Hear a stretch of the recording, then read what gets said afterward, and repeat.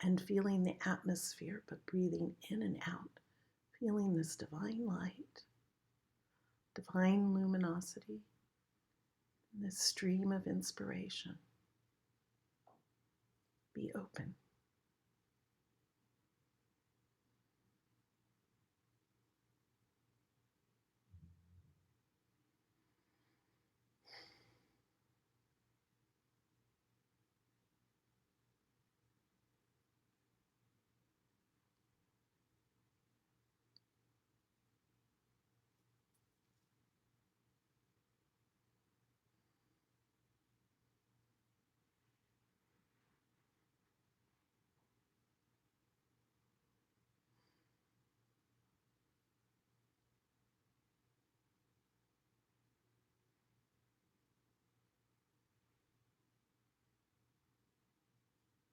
Yanur Yamuhim.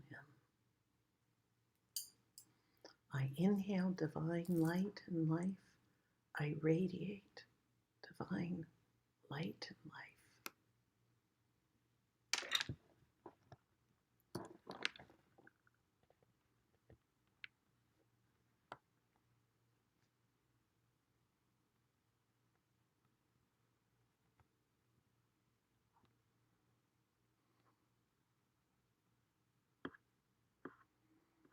So when those miracles come, let's receive them as a blessing and let's be grateful and not like the Talmuds who did harm to that little she-camel.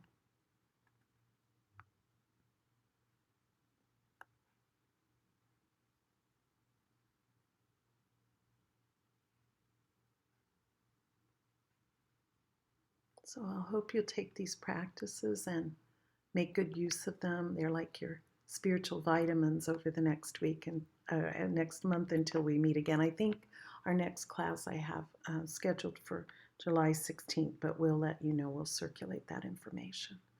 And we're kind of continuing the theme as well.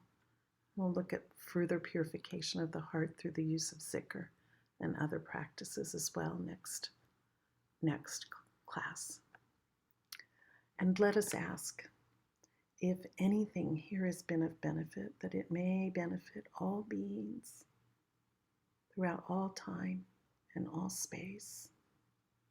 May people live with wholesomeness, righteousness, equality.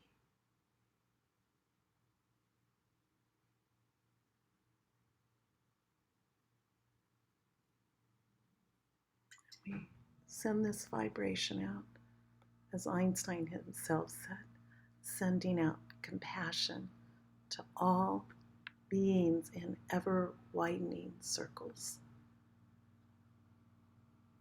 To each of you, to your families, your friends, your acquaintances, your community, this planet, this amazing solar system, and the whole universe that supports us, the gift of God.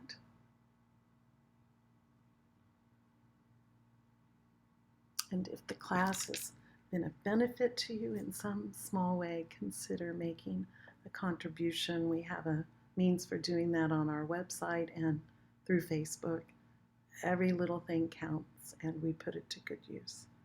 We use it to support our technology and our various platforms of distribution of the teachings and publications, and also we've given a fair share away during the pandemic to help others, and we'd like to continue to be able to do that, to help those less fortunate than ourselves.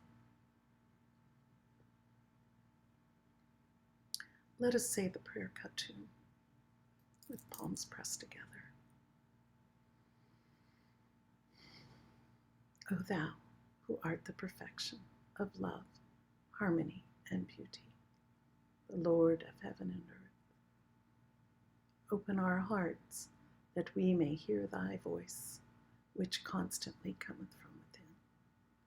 Disclose to us thy divine light, which is hidden in our souls,